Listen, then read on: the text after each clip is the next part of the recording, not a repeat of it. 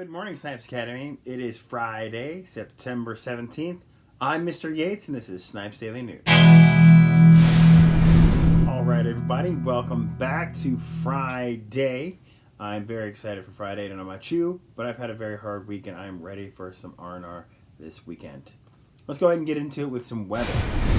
So as of this recording, it's in the mid-70s. It is sunny outside now, but probably later on today, it will get into the mid-80s and be a little bit rainy. Today, for this day in history, we're going to talk about the U.S. Constitution. So, on this day in history, 1787, the Founding Fathers signed the most influential document in American history, the United States Constitution.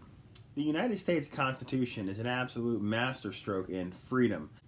Now, you probably have two main questions about this. Number one, what is the United States Constitution? And number two, why is it important? I'm going to do my best to keep this short and answer those two questions for you today. So, on that first question, what is the United States Constitution? Fundamentally, the United States Constitution is a document, or like a book or paper, that outlines the way that the centralized federal government is allowed to run the country. What powers it has, what powers it doesn't have, and things like that. Now, this was accomplished on September 17th, 1787, when delegates from all 13 original states came together and decided on how to run the country. Now, just imagine for a moment that each class picked one or two people and brought them all together and tried to decide on rules and regulations for the entire school. Think about how difficult that would be. I mean, you'd have, fifth graders saying, well, I think the fifth grade should make all the decisions and do all these things, and maybe kindergarten would say, no, I think we should play recess all day long, or maybe third grade would say, well, I don't want to do so much testing. Let's just save that for fifth grade. There'd be all kinds of crazy things happening.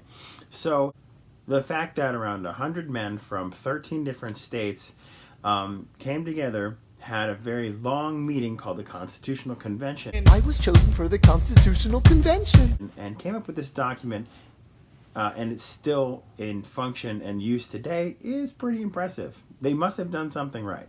Now, to give you some background knowledge, imagine the system of government that was in place before the American Revolution was a monarchy, and it was a tyrannical monarchy at that. You had basically one person in charge of a political body that exerted tyrannical control over everyone without any kind of representation. Basically, you had one person making all the decisions, not just for the people in the United Kingdom at the time, England, but for people all the way across the ocean in America.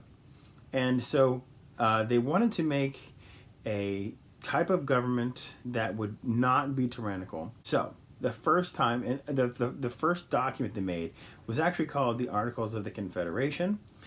This document didn't give the federal government, very much power at all. It gave most of the power over to states, and for a period of time, the United States was very chaotic. It was the central government was not strong enough to hold the United States together. And so they came together and they wanted to give this, they did. This document that they made gave more power to the central government. However, what it did was it limited the amount of power in one location. So it basically broke up instead of having one entity in the central government that had all this power, it broke them up into three separate parts. Now, those separate parts are the executive, which would be the president and all people working for him. You have the legislative branch, which contains the House of Representatives and the United States Senate, though that branch makes the laws. And then you have the judiciary that decides if these laws are actually legal. Now, the Constitution itself is actually broken up into three major parts. You have the preamble. This is the part of the document at the very beginning that sort of outlines what the purpose of the entire document is. The second part of the Constitution are the Articles. The Articles basically outline how the government is structured, what parts of the government can do what the rules are for governing, and how elections are to be held. The last part of this document, and the part that most people know about, are the amendments, and the first 10 of which are called the Bill of Rights. Now, our founding fathers did only put 10 amendments into this Bill of Rights, which I will be going over, not now, don't worry. I'll be going over them over the next several weeks, probably after intercession. But I digress.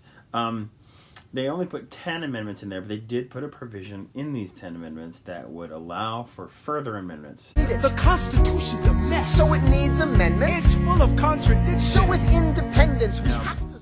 Over 11,000 amendments have been proposed since 1787, and we currently only have 27 amendments, which means since 1787 only 17 amendments have been proposed, voted on, and then ratified by all the states. Now, the reason we've had so many proposals and so few actual amendments done are a couple of reasons. Number one, the first 10 amendments pretty much cover everything. There are very few things that you can't find a right for in the first 10 amendments, aka the Bill of Rights. It is my opinion that even some of the amendments that came after are redundant. In other words, that if taken literally, the original 10 amendments could have provided for amendments that came after them. It's also due to the fact it's very difficult to pass an amendment. In addition to having to be, the amendment has to be proposed, it has to be allowed to be voted on, and then when it finally does get voted on, 3/4 of the states have to agree to pass it. Since we have 50 states, that is 37.5 states. Now, the Senate is the body that passes these amendments, so 37.5 would mean 37 states plus one senator from another state, which means, let's see here, 37 times 2, which would be 74? Yeah, 37 times 2 is 74 senators plus 1. So 75 senators. Oh, duh. 3/4 of 100 is 75. Okay. That was dumb, Mr. Yates. So yeah, 75 senators have to agree. And that just is very rare to happen. Very, very rarely do 75 senators agree on anything, much less something that's going to fundamentally change the entire country. I'll end this segment by talking about one misconception about the Constitution. Now, when people think of the Constitution, they might think of, we hold these truths to be self-evident, that all men are created equal, and that they are endowed by their Creator with certain unalienable rights, and that among these rights are life, liberty, and the pursuit of happiness. That actually comes from the Declaration of Independence and was written by Thomas Jefferson. Speaking of Jefferson, Jefferson was not actually involved in the writing of the Constitution, and nor was John Adams. These are two people that people think of a lot when they think about the Constitution. However, these two men were both in other countries trying to do various things. For example, Jefferson, I believe, was in France trying to negotiate some sort of peace treaty. John Adams was in the Netherlands trying to negotiate a loan for the United States. So they were not in the country at the time that the Constitution was written and voted on. So John Adams and Jefferson, not part of the Constitution. Let's move on to some birthdays. Like I said yesterday, we actually have 4 birthdays today. So here goes. So these 4 sharing September 17th as their birthday are, in kindergarten, we have Johnny Judd, who will be turning 6 today.